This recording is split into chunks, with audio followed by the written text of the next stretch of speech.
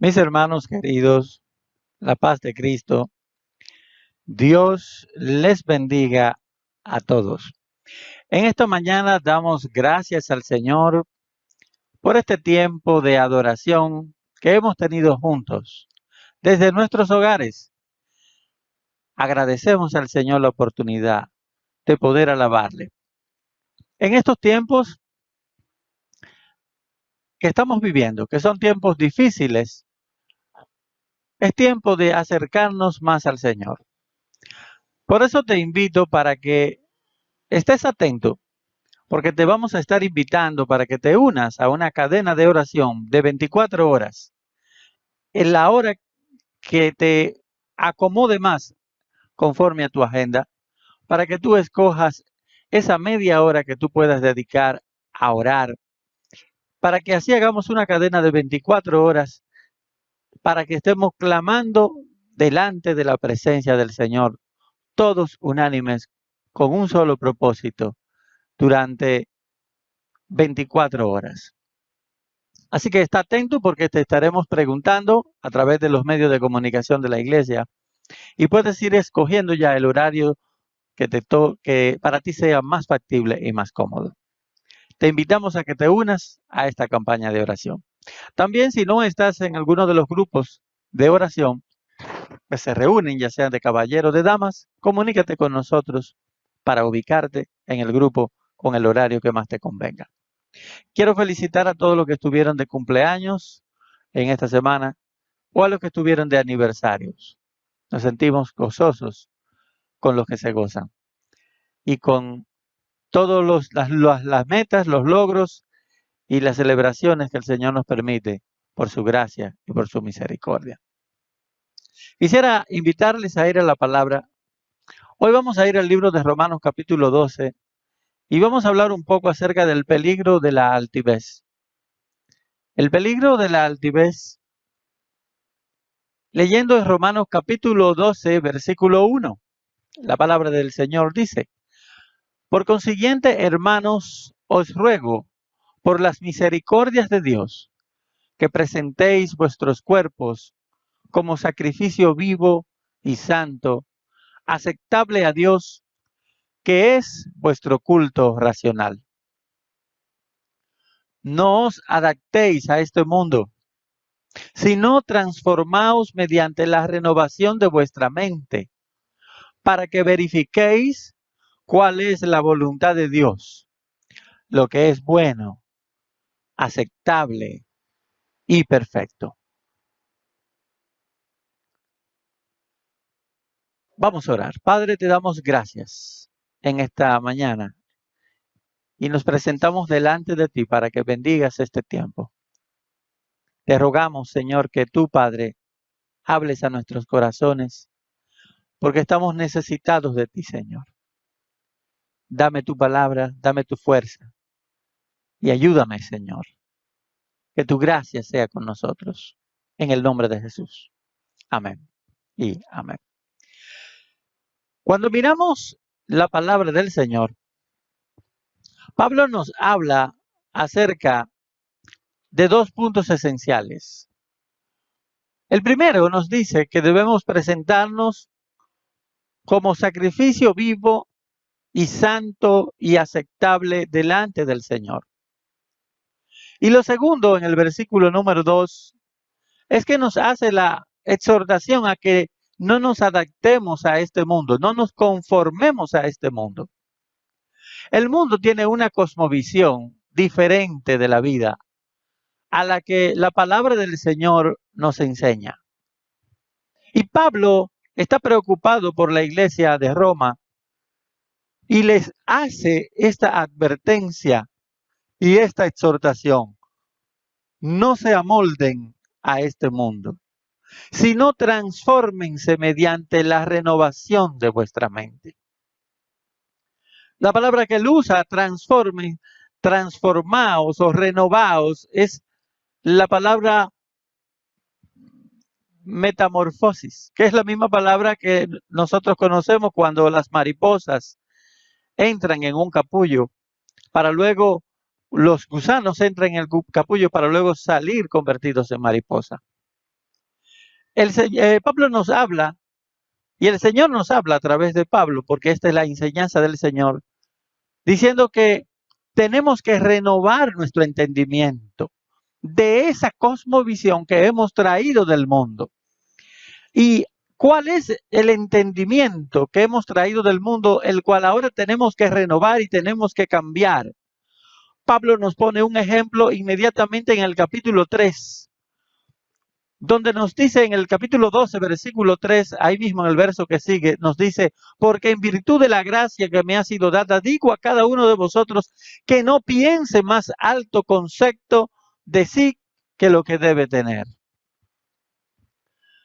Y cuando una persona tiene un más alto concepto de sí mismo del que debe tener, a eso se le llama orgullo. Lo que Pablo está diciendo: no sean orgullosos, no piensen de ustedes más de lo que deberían pensar, sino que piensen con cordura, con buen juicio, según la medida de fe que Dios ha distribuido a cada uno. Así que el orgullo era un tema central en la mente de Pablo en este capítulo. Tanto así que en el versículo 16 de ese mismo capítulo 12, Pablo dice: tened el mismo sentir unos con otros. No seáis altivos en vuestro pensar, sino condescendiendo con los humildes, y no seáis sabios en vuestra propia opinión. Pablo estaba haciendo un énfasis grande para que ellos entiendan que no es la voluntad del Señor que el cristiano sea altivo o sea orgulloso. En la versión Nueva Biblia Viva, el mismo versículo 16 dice de esta manera: vivan en armonía unos con otros, no sean arrogantes, sino traten como iguales a la gente humilde y no se hagan como que lo saben todo. Así que el llamado de Pablo a que evitemos ser orgullosos se reitera una y otra vez en la palabra. Sería bueno que definiéramos la palabra orgullo. La palabra orgullo significa, según el diccionario, un exceso de estimación hacia uno mismo y hacia los propios méritos, por los cuales la persona se cree superior a los demás. Así que el que es orgulloso se cree superior a los demás porque estima grandemente los méritos propios. En otras palabras, se cree más importante que los demás por sus condiciones. Una palabra sinónima de orgullo es la palabra altivez, que también se encuentra en el libro de Romanos. La altivez es el sentimiento de superioridad frente a los demás que provoca un trato distante o despreciativo hacia ellos. Lo que quiere decir que cuando tenemos un sentimiento de superioridad frente a los otros, hace que la gente se aleje de nosotros y que nosotros nos alejemos de la gente y que tratemos a la gente de forma como despreciándolos. ¿Es esto del Señor? No, no es del Señor. Ahora quiero aclarar que hay una segunda definición de la palabra orgullo para que no se confundan, porque hay un sentido de la palabra orgullo que es, si no es negativo, por lo menos es neutral. Y es una segunda definición que es cuando una persona se siente satisfecha hacia algo o acerca de uno que se considera meritorio. También la palabra orgullo lo que significa es un sentimiento de satisfacción, es una estimación, es como sentirse privilegiado por algo. O sea, cuando una persona dice: estoy orgulloso de mi hijo, lo que está diciendo: me siento privilegiado de ser su padre. Tengo en alta estima, tengo como un privilegio el ser el padre de este niño. Así que en este sentido de alta estima y de privilegio, la palabra orgullo entonces no tiene el mismo sentido que el que vamos a explicar en este día. Hay muchas cosas por las cuales nosotros nos sentimos privilegiados delante del Señor. Y en español se utiliza la palabra orgullo para referirnos también a este tipo de sentimiento. Pero hoy vamos a hablar acerca de la altivez, para así diferenciar los dos conceptos. La altivez, que es un sinónimo del orgullo cuando nos sentimos superior a los demás, tiene tres posibles áreas en las que podría afectarnos. Según Pablo, la altivez puede afectar nuestros corazones en el ejercicio de nuestros dones espirituales. Dios nos ha dado dones espirituales y cuando ponemos en práctica estos dones espirituales, el orgullo puede hallar cabida en nuestros corazones. Pablo lo dice de esta manera en Romanos capítulo 12, versículo 6, de manera que teniendo diferentes dones según la gracia que nos es dada, si el de profecía, úsese conforme a la medida de fe. O si ministerio en servir, el que enseña en doctrina, dice Pablo. El que exhorta en exhortar, el que reparte, hágalo con simplicidad, el que preside con solicitud y el que hace misericordia, hágalo con alegría. Así que Pablo habla acerca de los dones espirituales y Pablo nos exhorta a usar esos dones espirituales y a valorar el don que hemos recibido delante del Señor. La realidad es que Dios nos ha dado diferentes dones, nos ha capacitado y Él nos está mandando, nos exhorta a que valoremos esos dones y que los pongamos en práctica con alegría. Los dones son del Señor.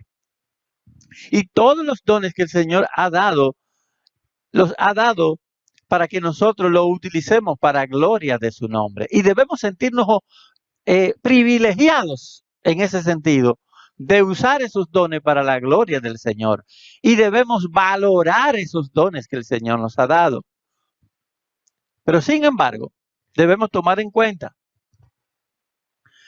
que Pablo está enfatizando esto porque él quiere motivarnos a entender y que nos demos cuenta de que aunque somos muchos miembros con diferentes dones, todos somos valiosos delante del Señor.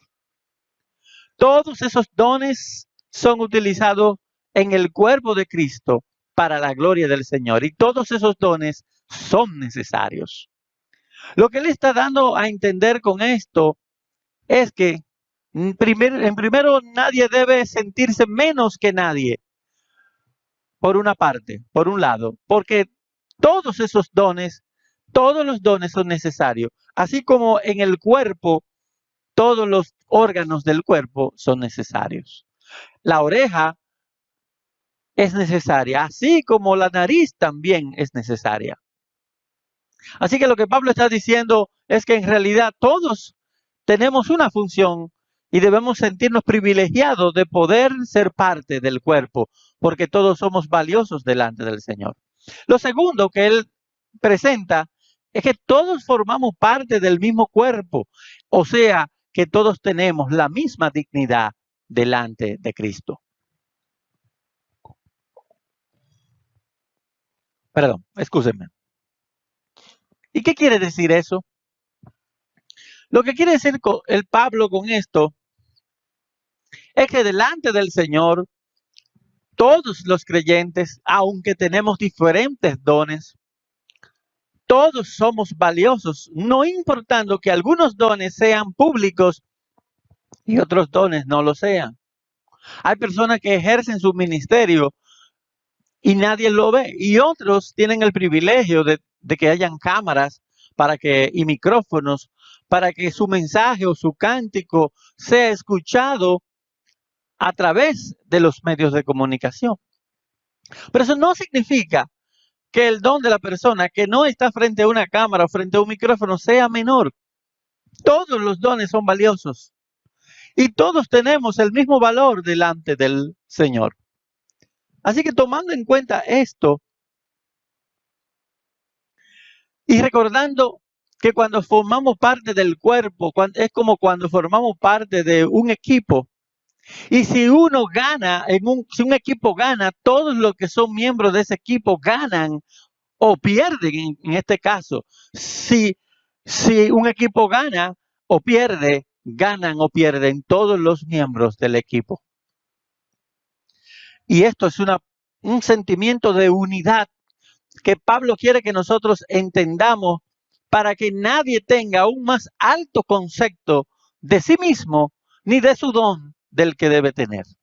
O sea, nadie debe sentirse más importante que nadie por el don que esté poniendo en práctica, el don que Dios le haya permitido. La palabra de Dios dice que Dios nos da dones conforme a nuestra medida de fe. Lo que quiere decir es que a algunas personas, como en la parábola de los talentos, se le dio un denario, a uno se le dio un denario, a otro se le dio 2 denarios, a otro se le dio 5 denarios. A cada quien se le dieron los denarios de acuerdo a su capacidad y asimismo, conforme a la medida de fe, Dios nos da los dones y los ponemos en práctica. Pero eso no quiere decir que porque los dones sean diferentes, algunos dones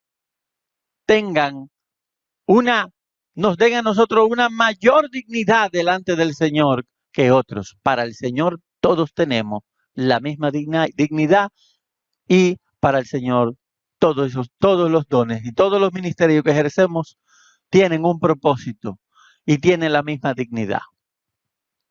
Ahora hay otro peligro al cual Pablo se quiere referir y está relacionado con el espíritu de competitividad que se puede dar en el ejercicio de los dones espirituales. En el ser humano, en nosotros hay un espíritu de competitividad que le produce al ser humano un entusiasmo enorme cuando este espíritu de competitividad o espíritu competitivo se activa.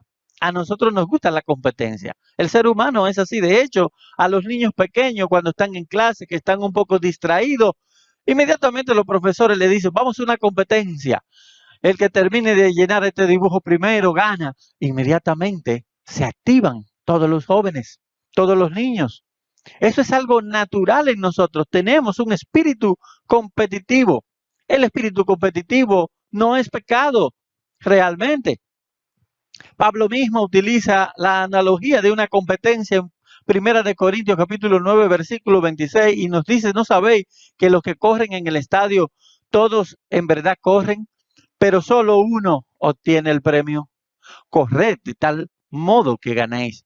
Y esta es una analogía de una carrera y Pablo está diciendo, corran como quien va a ganar esa carrera. Así que en realidad la idea de competir en la palabra no es pecado. Incluso en Apocalipsis capítulo 3 versículo 11, el Señor dice, vengo pronto y retén firme lo que tienes para que nadie tome tu corona. Como queriendo decir, si tú no lo haces, vendrá otro y lo hará. Así que competir puede ser algo motivador. El Señor nos ha hecho con una naturaleza que se motiva y se entusiasma a la hora de que le hablan de hacer una competencia. Pero competir tiene el peligro de que puede convertirse en el objetivo en sí mismo cuando estamos ejerciendo nuestros dones espirituales. Cuando estamos ejerciendo nuestros dones espirituales, nosotros no podemos pensar que cuando ejercemos los dones espirituales lo estamos haciendo compitiendo con otras personas, porque lo que puede aplicar para muchas situaciones de la vida en los caminos del Señor no tiene en el uso de los dones espirituales, no tiene cabida y pudiera tener en nosotros un efecto nocivo y dañino. Por ejemplo, en 1 Corintios capítulo 3, versículo 6 dice, yo planté, Apolos regó. Y Pablo trata de decir, ambos hemos hecho un trabajo en la obra del Señor. Pero Pablo quiere aclarar, aunque yo planté y Apolos regó, el crecimiento lo ha dado el Señor. Y Pablo quiere aclarar esto diciendo, en el reino del Señor, ni el que planta, ni el que riega es algo, sino Dios que da el crecimiento. En otras palabras, él está diciendo, lo importante no somos nosotros no estamos compitiendo, nosotros no somos importantes, lo importante es Dios. Y sigue diciendo en el verso 8, ahora bien, el que planta y el que riega, dice él, son una misma cosa, pero cada uno recibirá su propia recompensa conforme a su propia labor, porque nosotros somos colaboradores de Dios. Así que tanto el uno como el otro, dice Pablo, son la misma cosa delante del Señor. Y esto es importante comprenderlo y entenderlo. Cuando estamos sirviendo al Señor y estamos ejerciendo los dones espirituales, debemos recordar que no ejercemos los dones espirituales, no podemos ejercerlo con un espíritu competitivo, porque en el Señor en realidad somos todos la misma cosa, somos lo mismo, y el espíritu competitivo tiene la dificultad de que cuando aplicamos eso se puede convertir en nosotros en una forma de nosotros, eso puede afectarnos y podemos perder la sensibilidad que debemos tener como creyentes, porque entonces el objetivo es el ganar la competencia. Ya entonces el objetivo no es agradar al Señor, sino que el objetivo, cuando tenemos en la mente que estamos compitiendo, lo que estamos haciendo no es agradando a Dios ya, estamos agradando al hombre, estamos haciendo la cosa para agradar al hombre, para agradarnos a nosotros mismos. Y por eso no podemos pensar que estamos ejerciendo nuestros dones para competir con los demás. El ser humano, lo segundo que podemos decir sobre el espíritu competitivo, es que el ser humano puede convertir casi cualquier actividad en una competencia.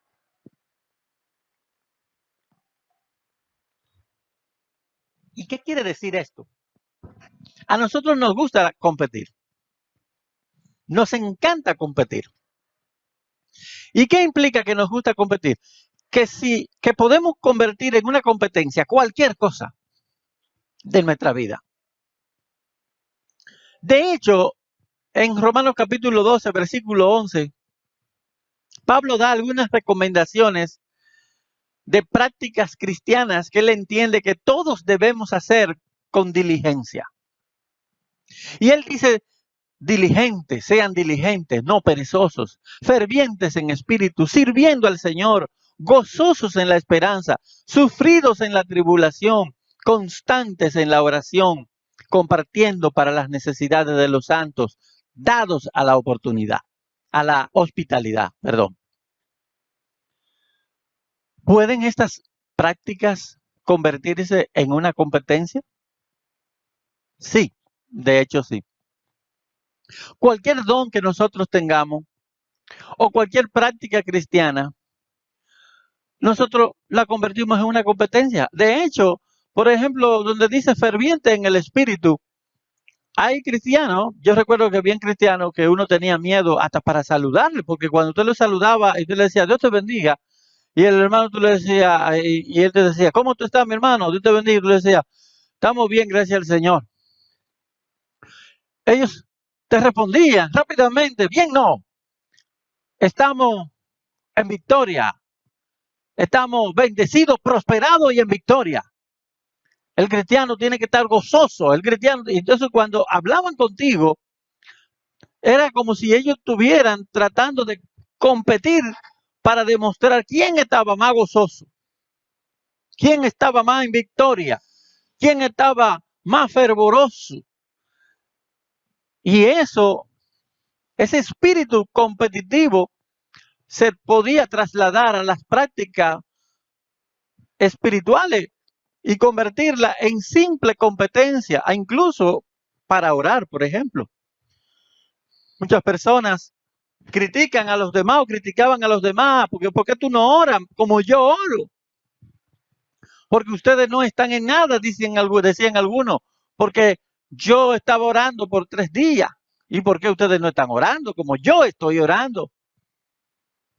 Así que lo que quiero decir con esto es que aún la práctica de la oración, aún el tratar de cumplir el ser ferviente en el espíritu, el tratar de servir al Señor, si lo tomamos con un espíritu de competitividad para demostrarle a los demás, para que los demás vean que yo estoy gozoso, para que los demás vean que yo estoy orando, para que los demás vean que yo estoy sirviendo, para que los demás vean en el momento que hacemos eso, en ese momento hemos dejado de servir al Señor y estamos sirviendo al hombre. Aunque estas prácticas sean prácticas cristianas, que la palabra nos exhorta que las vivamos y que las cumplamos para nuestro crecimiento espiritual. Si detrás de poner en práctica eso, nosotros caemos en el error de empezar a competir, que algunas veces podemos tratar de hacerlo, porque es así. O sea, lamentablemente el ser humano es así. El ser humano trata de competir en todas las cosas.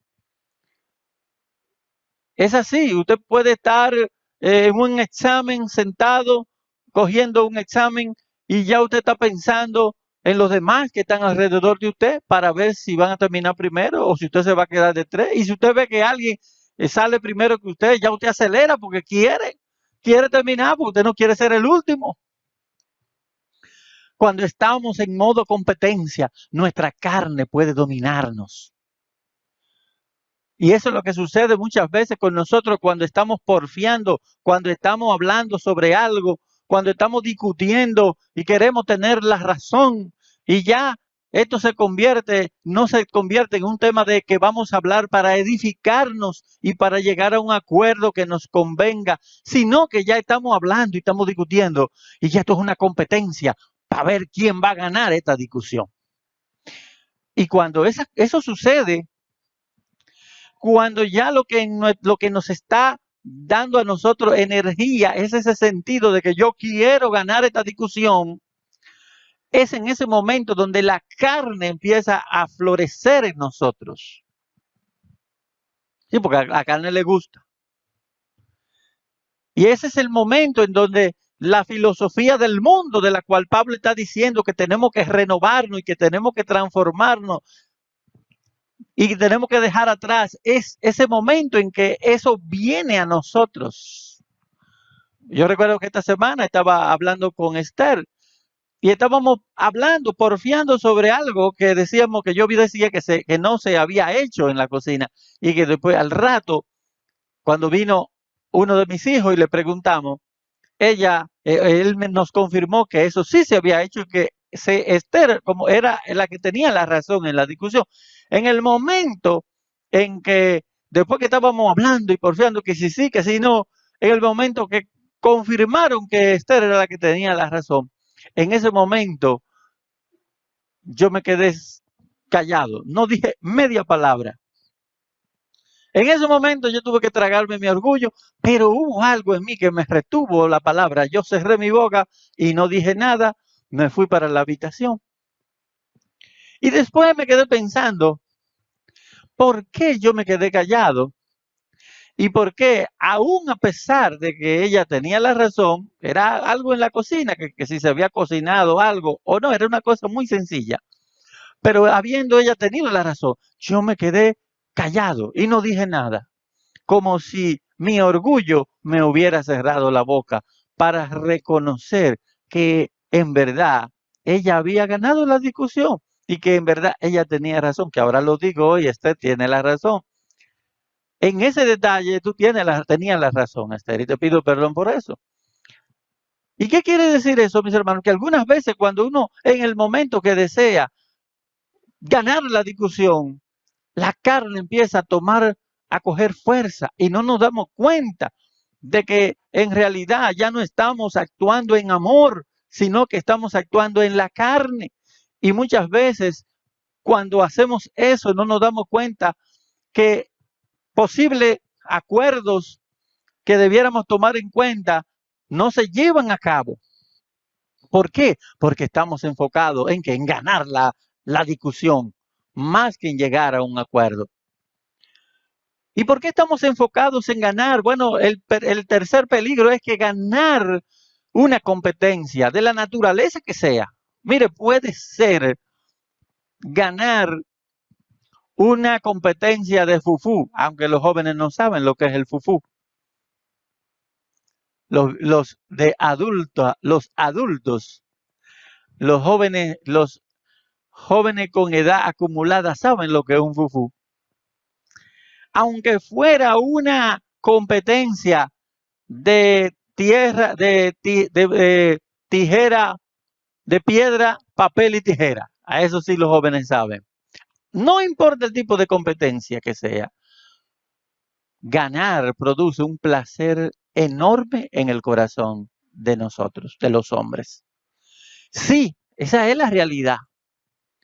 Por eso cuando nosotros tenemos ese espíritu competitivo y experimentamos lo que es ganar, cada vez que tenemos una discusión queremos volver a ganar, porque es que eso produce como es como cosas, y nosotros sabemos que muchas cosas no producen ese placer, como cuando tú cocinas algo que te quedó bien sabroso y tú se lo quieres mostrar a la gente para que vean que tú hiciste algo maravilloso, o cuando tú hiciste una buena compra, una buena venta y tú te sientes orgulloso porque tú dices, wow, tengo que decírselo a alguien, la gran venta que acabo de hacer, o cuando te va bien en un examen que tú dices, wow, se quemaron muchísimo, pero yo rompí ese examen.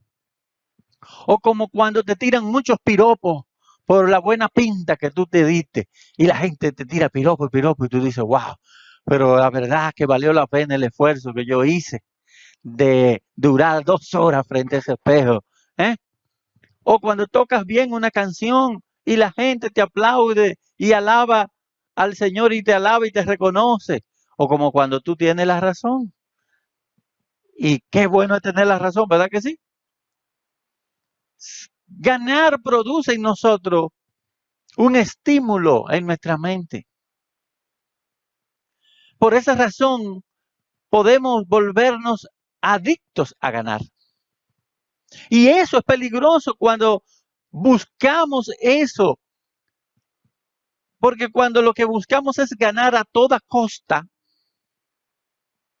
cuando nos volvemos adictos a ganar a toda costa, eso puede hacer que tu corazón se vuelva insensible. Y el Señor quiere que tú seas sensible, no insensible. La palabra dice en Mateo 5:23, si tú estás presentando tu ofrenda en el altar y allí te acuerdas que tu hermano tiene algo contra ti, deja tu ofrenda allí delante del altar y ve y reconcíliate primero con tu hermano y entonces ven y presenta tu ofrenda.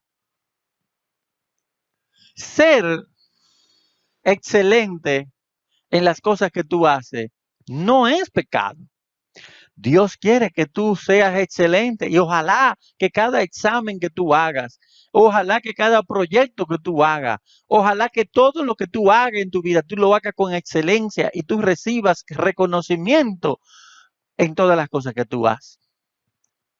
Pero cuando en nuestra vida el buscar el reconocimiento de la gente se convierte en el punto principal, en ese momento cuando estamos buscando el reconocimiento de las personas, en ese tiempo, cuando tomamos esa actitud, nuestro corazón entonces se vuelve insensible. Y esto es peligroso, mis hermanos, porque la palabra de Dios dice que algunas veces hay que estar dispuesto a perder. Y algunas veces hay que estar dispuesto a perder, como decimos nosotros, a perder la vergüenza y hacer lo contrario de lo que nosotros nos gustaría hacer. En la palabra de Dios dice que si tú te acuerdas que tu hermano está en contra tuya, no espere a que tu hermano venga donde ti a buscar la reconciliación. Ve tú primero y reconcíliate con él. Y yo sé que esto suena extraño para algunos porque pensamos inmediatamente es que esta discusión no se ha terminado y él fue el que me ofendió o yo estoy esperando que él venga porque cuando él venga entonces vamos a seguir con esta discusión y entonces con una actitud como si estuviésemos echando un pulso para ver quién es que tiene más fuerza y no queremos ceder y no queremos humillarnos, como dice la palabra del Señor, cuando lo que la palabra de Dios dice, que no importa quién haya ofendido, el deber de todo creyente es tener la iniciativa e ir a buscar la reconciliación con su hermano. ¿Cuántos problemas familiares han persistido en el hogar porque la pareja ha adoptado una actitud de competencia, en donde estamos echando fuerza para ver quién tiene la razón, para ver quién es más fuerte, quién aguanta más. Y estamos entonces en desobediencia al Señor, el quien nos está llamando a que no se ponga el sol sobre nuestro enojo ni le demos lugar al diablo en nuestras vidas. El Señor premia a aquellos que le obedecen. Dios honra a quien le honra. Y si tú, independientemente de quién te haya ofendido, si tú eres el primero que te pones de pie y le dices a esa persona que te ofendió, aquí estoy yo, a pesar de mi orgullo, a pesar de que yo pensaba que tenía que ganarte esta discusión, ahora por amor a Cristo voy a echar al lado mi orgullo, voy a echar a un lado mi espíritu de competitividad, voy a echar al lado mi, como diría el dominicano, mi vergüenza, y te voy a pedir perdón. Solo por obedecer a mi maestro. Esto puede ser muy difícil para una persona que está adicto a ganar y que solamente está pensando en ganar porque alguna vez olvidamos que la palabra de Dios dice que cualquiera que quiera salvar su vida la perderá y cualquiera que perdiere su vida por causa de mí, éste la salvará. No siempre para ganar, para alcanzar la meta hay que ganar. Algunas veces para salvarnos necesitamos perder. Y el Señor está diciendo que aquellos que le sirven deben estar dispuestos a sacrificar su vida por Él. Por eso el Señor dice, si te ofende el hermano, ve y reconcíliate. Hazlo por obediencia a mí. Para honrar al Señor buscamos la reconciliación, buscamos el perdón, buscamos el acuerdo. Para obedecer a Dios, nosotros nos humillamos incluso delante de nuestros hermanos y le decimos perdón. Porque si nos obstinamos en seguir firmes en nuestro orgullo, no, yo no voy a ceder, entonces estamos actuando conforme a la forma del mundo, conforme a la cosmovisión y al pensamiento que Pablo lo estaba diciendo al principio que debemos de transformarnos. Estamos volviéndose atrás a la vieja manera de vivir. ¿Qué es lo que él está tratando de decirnos? Que tenemos que apartarnos, tenemos que renovar nuestra manera ahora al pensamiento de Cristo. El ser humano también le es muy difícil cuando realiza algo no comparar su resultado con el resultado de los demás. Ese espíritu de competencia nos lleva a que si estamos haciendo algo y alguien está al lado de nosotros haciéndolo, ya estamos mirando para ver cómo él lo hizo y comparamos nuestro resultado con el resultado ajeno para ver cómo nos fue. Pero el problema es que cuando nosotros nos comparamos con los demás, esto puede producir orgullo en nuestro corazón. La palabra de Dios dice en Lucas, habla un poco acerca del fariseo que puesto en pie oraba consigo mismo de esta manera y decía, Dios te doy gracias porque no soy como los otros hombres, ladrones, injustos, adúlteros, ni aún como este publicano. Y él decía, yo no soy como ellos, yo no soy como ese publicano.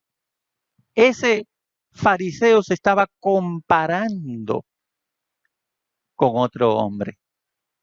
Y siempre que tú te compares con otras personas, pueden suceder dos cosas. La primera, puede ser que esa persona esté por debajo de ti, fallando quizás en cosas que tú no estás fallando. Y eso puede producir orgullo en el corazón. Por esa razón, la palabra no nos permite que nos estemos comparando con los demás. Si usted quiere compararse, compárese con Cristo, que es todo amor, todo que es perfecto.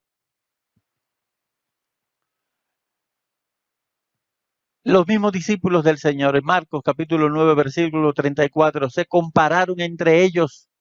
Y ellos, dice, callaron porque los unos con los otros habían disputado en el camino quién había de ser el mayor. Y entonces, sentándose, llamó a los 12 y les dijo: si alguno quiere ser el primero, será el postrero de todo y el servidor de todos. Ellos estaban comparándose como lo hacen en el mundo. Ellos querían saber quién era el más grande, quién iba a ser el jefe, quién iba a quedar adelante, quién tenía más capacidad. Y el Señor le dice: no, aquí en el reino de los cielos esto no funciona de esa manera. En el reino de los cielos el que quiera ser el primero tiene que convertirse en el servidor de los demás. A esa mentalidad renovada es a la que Pablo se está refiriendo cuando dice: transformen su mente, renueven su entendimiento, dejen atrás ese espíritu de orgullo, de competencia, porque el que busca los halagos, el que le agrada los halagos, cuando la gente ve, por ejemplo, que ponemos en práctica nuestros dones, nuestros talentos, y nos halagan y nos dicen palabras hermosas y nos dicen qué bien lo hiciste, pero tú sí tienes talento, Dios sí te usa. Y en ese momento que sentimos esos halagos por las destrezas, por los talentos que tenemos, que ponemos en práctica, podemos llegar a pensar que somos diferentes a los demás. Podemos llegar a pensar que como me están alabando y me están diciendo alabanzas y palabras hermosas, que ya estamos a un nivel diferente que los otros. Hay un peligro en recibir los halagos de los demás. Yo debo confesar que yo no sé manejar ese tipo de situación. En verdad, yo soy una persona lenta para responder, de pensamiento lento. Y algunas veces me he topado con casos de personas que me han hecho un halago y en el momento yo no sé ni qué responder. Hay una parte de mí que es la carnal, que piensa: bueno, él tiene razón lo que está diciendo, ese mensaje estuvo bien, o esa palabra estuvo bien, o esa canción quedó bonita. Y hay otra parte de mí que está pensando: oh, pero la gloria es del Señor. Y algunas veces no sé ni cómo responder en ese momento. Una de las metas que yo me he colocado es recordar el modelo de un hermano que tengo en Santo Domingo, el pastor Abel. El pastor Abel tiene una forma muy particular. El pastor Abel nunca permite que nadie le dé una alabanza. Él les rebota todas las alabanzas que se le hacen, todos los halagos que se le hacen instantáneamente. Eso casi como un reflejo automático. Muchas personas piensan que no se debieran rechazar los halagos. De hecho, yo estuve hablando sobre los halagos con una persona y una persona me dijo, y esa persona me dijo: no puede ser malo que una persona me alabe a mí. Porque, por ejemplo, y esta fue la explicación que él me dio, porque yo soy hijo de Dios y si un hijo mío, alguien alaba a un hijo mío, yo que soy su padre, yo me voy a sentir bien. Así que Dios se tiene que sentir bien si alguien me alaba a mí. Y yo le dije: mi hermano, usted lo que está es haciendo un análisis psicológico. Usted no está yendo a la palabra. Usted sabe qué dice la palabra. El Señor dice: yo soy Jehová y yo no comparto mi gloria con nadie. Así que buscamos muchas excusas para tratar de recibir los halagos, pero no nos damos cuenta que los halagos lo que hacen es que alimentan nuestro orgullo, alimentan nuestra carne. Y cuando vemos a la palabra, Jesús rechazaba todos los halagos que recibía. En Lucas 10:27 se cuenta que sucedió que mientras decía estas cosas, Una de las mujeres en la multitud alzó su voz y le dijo: dichosa la matriz que te concibió y los senos que te criaron. Pero él le dijo rápidamente: al contrario, dichosos los que oyen la palabra de Dios y la guardan. Esa es la actitud de Jesús frente a los halagos. Los rechazaba automáticamente. Incluso en Mateo 26, Mateo 19, 16, cuenta la palabra que aquí vino uno y le dijo: maestro bueno, ¿qué bien haré para tener la vida eterna? Y él le dijo: ¿por qué me llamas bueno? Ninguno es bueno sino uno, Dios. Así que elogio tras elogio, Jesús rechazaba todas las alabanzas que venían, porque cuando nosotros tomamos las alabanzas que le corresponden a Dios, estamos robándole la gloria al Señor. Por eso Pablo pregunta en capítulo 4, versículo 7 de Primera de Corintios: ¿quién te distingue? ¿O qué tienes que no hayas recibido? Y si lo recibiste, ¿por qué te glorías como si no lo hubieras recibido? Todo lo que tenemos lo hemos recibido de Dios. No podemos gloriarnos absolutamente por nada. Tenemos que referirle la gloria al Señor cada vez que te alaben, cada vez que diga la gente: qué buenos, qué bellos dones tienes, qué buen trabajo hiciste. El deber nuestro es decirle: la gloria es de Él, porque los dones son de Él. Haz morir tu carne, no aceptes los halagos, da la gloria al Señor y el Señor te honrará, porque Él honra a quienes le honran. En Romanos 8:13, por eso dice: porque si viví conforme a la carne, habréis de morir. Pero por el Espíritu hacéis morir las obras de la carne, viviréis. Y lo que esto quiere decir es que a la carne le gustan los halagos. A nuestro orgullo personal le gustan los halagos. Pero el Señor está diciendo: haz morir las obras de la carne. No le dejes el alimento a la carne que ella desea. ¿Sabe cuál es la propuesta que Pablo hace para los halagos? En Romanos 12:10, él dice de esta manera, y piensa tú por un momento si estás dispuesto a hacerlo.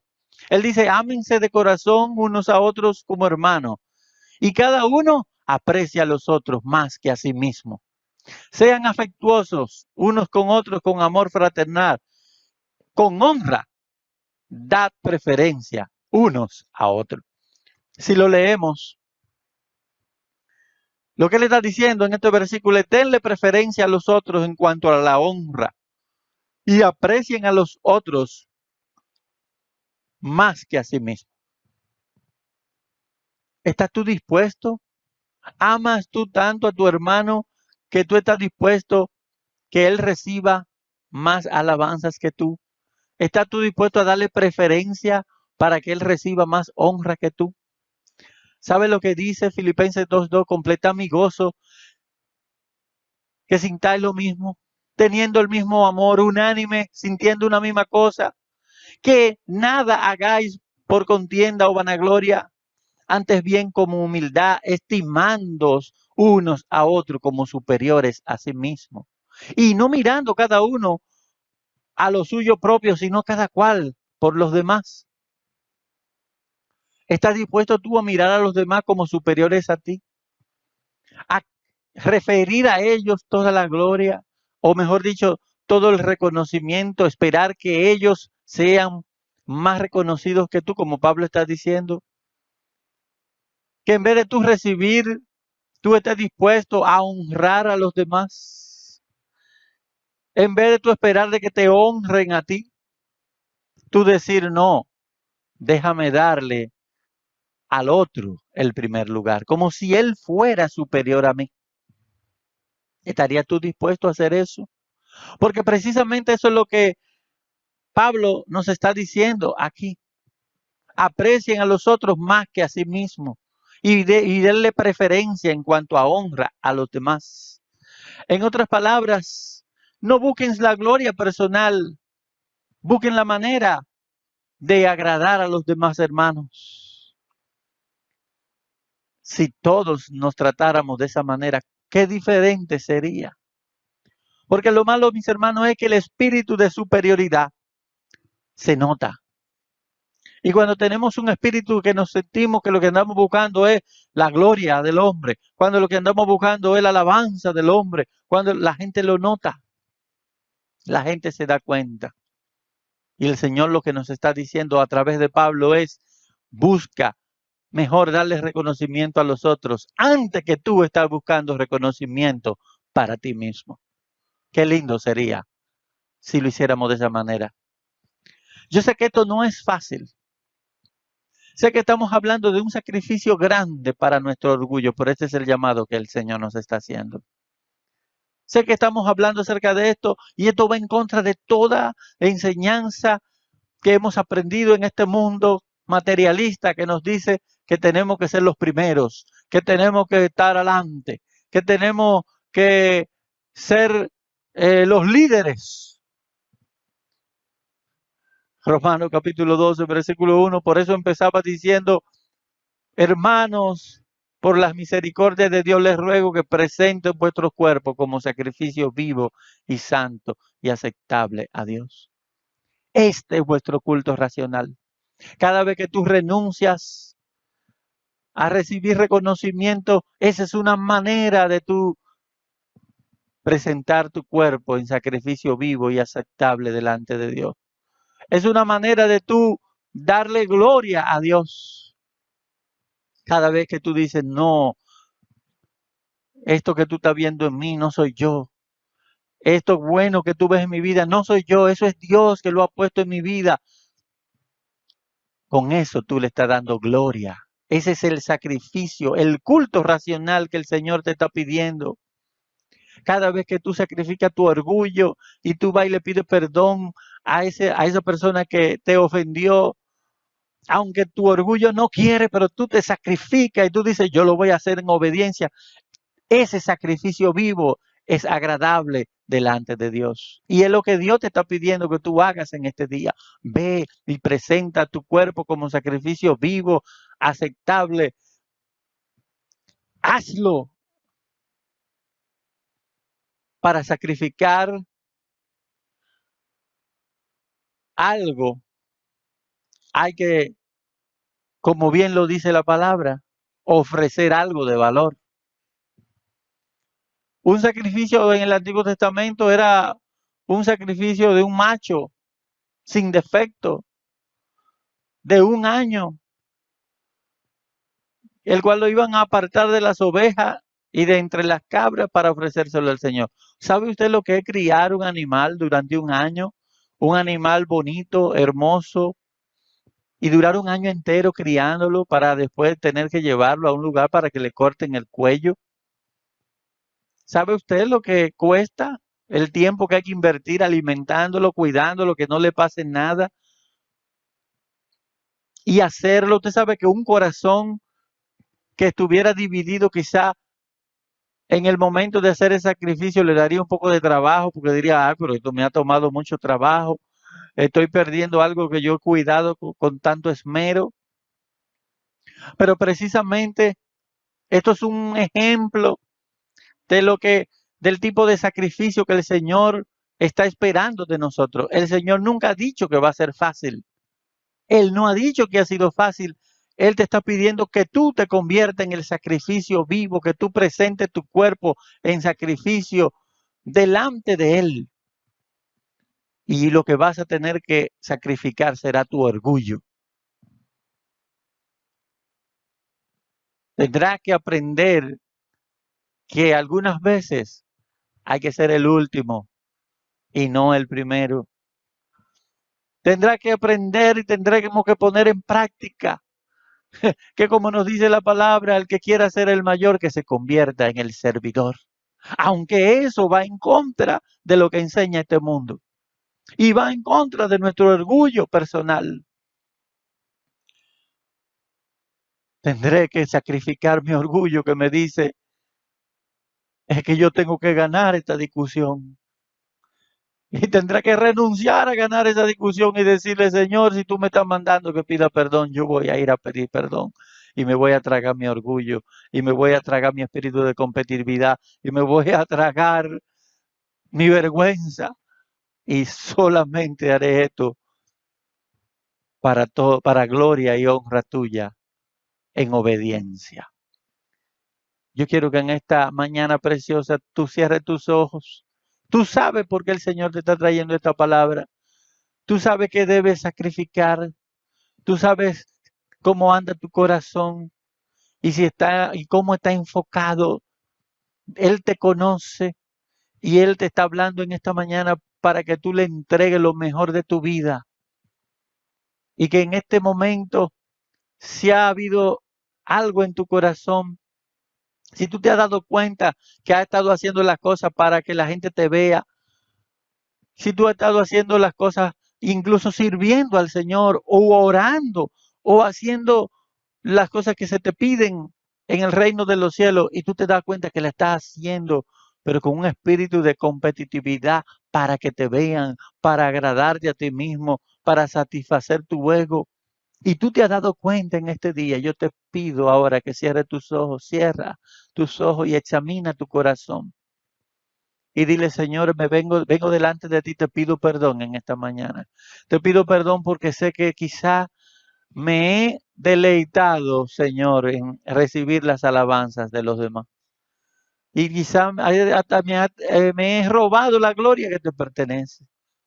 Yo te pido perdón en esta mañana. Te pido perdón por mi corazón, que necesita ser cambiado, que necesita ser renovado a la imagen de Cristo, que se humilló a sí mismo y se entregó y se hizo siervo hasta la muerte y obediente, hasta la muerte y muerte de cruz. Pon en nosotros ese mismo sentir, Señor. Padre, yo te ruego por aquellos, Señor, que en sus corazones todavía se resisten a obedecer tu mandato de ir a buscar la reconciliación con su prójimo. Porque todavía, Señor, en sus corazones sienten que si lo hacen van a perder una discusión, van a perder su orgullo y van a avergonzarse delante de los hombres. Yo te ruego, Padre, que tú, Padre, quebrantes, Señor, ese corazón endurecido y tú de la sensibilidad que tenía Cristo. Te ruego, Señor, que tú trates, Padre, en este momento. Y que nuestros corazones sean quebrantados delante de ti, Señor, en obediencia a tu palabra. Señor, te ruego por ellos para que tú le des la valentía y la fortaleza de pedir perdón y de buscar la reconciliación y no esperar que venga nadie, sino ser ellos los primeros, es decir, aquí estoy, obedezco al Señor y busco la reconciliación con mi hermano. Padre, te ruego por mis hermanos para que los fortalezca. Padre, la batalla que tenemos contra nuestra carne es una batalla del día a día. Y te ruego, Padre, para que tú nos des ese espíritu de humildad que tú quieres que tengamos y que reconozcamos cuando nos estamos alejando de esa humildad y la carne y el espíritu de este mundo está regresando a tomar control de nuestras acciones, de nuestras decisiones y de nuestros pensamientos. Ayúdanos a renovar nuestro entendimiento y a ver con los ojos de tu palabra y a seguir tus pisadas y a obedecerte a pesar de que en este mundo todas estas palabras y todas estas enseñanzas son locura, porque en este mundo, Señor, el hombre busca la gloria del hombre. Queremos, Señor, que tú nos ayudes para que busquemos tu gloria siempre. Ayúdanos a obedecerte. En el nombre de Jesús te lo pedimos. Amén y amén. Ayúdanos, Señor.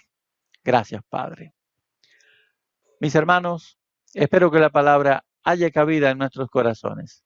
Que el Señor les bendiga. Amén.